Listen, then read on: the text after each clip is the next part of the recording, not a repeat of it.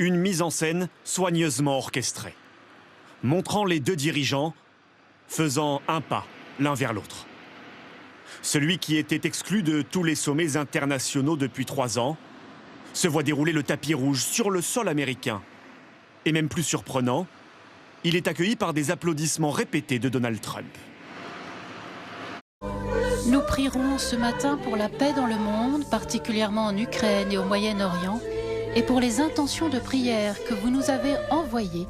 Au moment de se présenter aux photographes, une journaliste tente une question au chef du Kremlin. Président Poutine, allez-vous continuer à tuer des civils? Mais Vladimir Poutine fait mine de ne pas avoir entendu. Nous te prions pour ceux qui font la sourde oreille à tes appels à la paix et à l'unité. Qu'ils découvrent les méfaits de leur obstination à se replier sur eux-mêmes et leur intérêt personnel. Voici les demandes qu'aurait formulées Vladimir Poutine. D'abord, Moscou souhaite des territoires, en d'autres termes, récupérer entièrement les 2 régions du Donbass et geler la ligne de front dans les régions de Kherson et Zaporijjia. Autre demande, que la langue russe soit reconnue officiellement en Ukraine et que l'église orthodoxe russe dans le pays soit protégée. Émettre des réserves. Objecter. Oui, c'est ça. Dérouler un tapis rouge devant un homme qui est en train de détruire tout mon pays, je ne sais pas quoi dire. Je n'arrive pas à croire que nous vivons dans un monde aussi surréaliste. Nous espérons que Kiev et les capitales européennes ne créeront aucun obstacle ni ne tenteront de perturber les progrès en cours par des provocations ou des intrigues en coulisses. Le drapeau ukrainien a été hissé à Bruxelles. Volodymyr Zelensky a été accueilli par la présidente de la Commission qui donne le ton. L'Ukraine doit pouvoir conserver sa souveraineté et son intégrité territoriale. L'Europe s'invite à Washington à la demande de Volodymyr Zelensky. Plusieurs dirigeants européens se rendront demain avec lui à la Maison-Blanche. Objectif, garantir la sécurité de l'Ukraine en cas d'accord de paix. Nous y allons demain, pas simplement pour accompagner le président Zelensky. Nous y allons pour défendre les intérêts des Européens. Oh, vous avez l'air d'une sérénité, mais vraiment. Vous regardez ce que j'ai dans la main, hein, je vous vois. Vous êtes inquiet. Vous connaissez ce genre de petits biscuits asiatiques? Oui, mais écoutez, je suis curieux de voir qu'est-ce qui va vous arriver. Vous savez, il y a des petites prédictions dedans. Ouais. Hein? Ah, vous connaissez? Oui, je connais. Il y a un petit message dedans, vous le voyez. Vous vous prenez pour un petit génie, vous allez vite déchanter. Jusqu'à dimanche, près de 500 robots s'affrontent aux premiers Jeux Olympiques du genre. Boxe, danse, football. Leurs buts ne font sans doute pas encore frémir Kylian Mbappé ou Cristiano Ronaldo, mais ces athlètes attirent plusieurs milliers de Chinois dans les gradins. Pour la première fois, nous avons 2 ex-aequo, Yohan Ryu et Valérie Damido.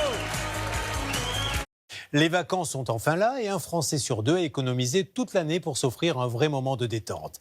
Mais le budget est de plus en plus serré. 1 600 € en moyenne, 100 € de moins que l'an passé. On a pris un contrat avec une compagnie de jet privé et on vole avec notre propre avion.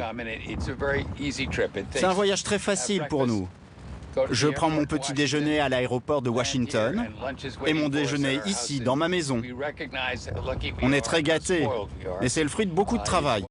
Un camping grand luxe sur la Costa Brava en Espagne, une résidence 4 étoiles au pied des Alpes ou un gîte tout confort à la campagne. Nous allons vous surprendre. Des activités à prix cassé, logements haut de gamme ou insolites. Il y a forcément une destination qui n'attend que vous. Ça, je l'ai acheté à New York. C'est quoi déjà le nom du sculpteur? Giacometti? Oui, Giacometti.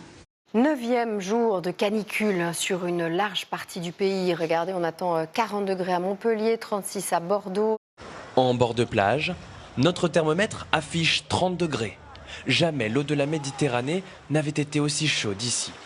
Une fois que la canicule est passée, elle a brûlé. C'est comme un feu, en fait, sous-marin. Donc il y a des espèces qui sont impactées. Si la canicule dure très longtemps, les espèces vont être très impactées. Certaines vont mourir. Plusieurs grands axes routiers bloqués depuis ce matin par des milliers d'Israéliens.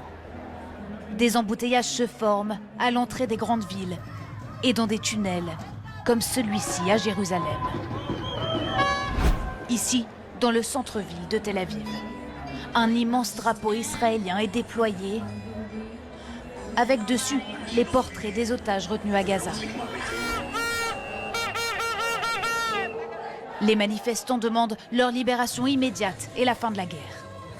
Les attaques barbares du 7 octobre par des terroristes en Israël sur des civils, elles m'ont terrassé de douleur, de révolte. Mais j'ai le droit de dire aussi que je suis effondré de voir les enfants palestiniens mourir tous les jours. Mais c'est un discours qui est dur à comprendre.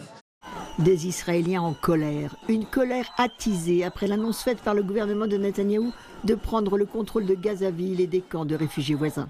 Une décision refusée par de nombreux Israéliens. Selon un sondage partagé par le quotidien Maariv, 62% des Israéliens souhaitent la démission de Benjamin Netanyahou, dont 18% membres du Likoud, parti du Premier ministre. Permettez-moi de remercier toutes celles et ceux qui à TF1 m'ont merveilleusement accompagné durant cet été douloureux.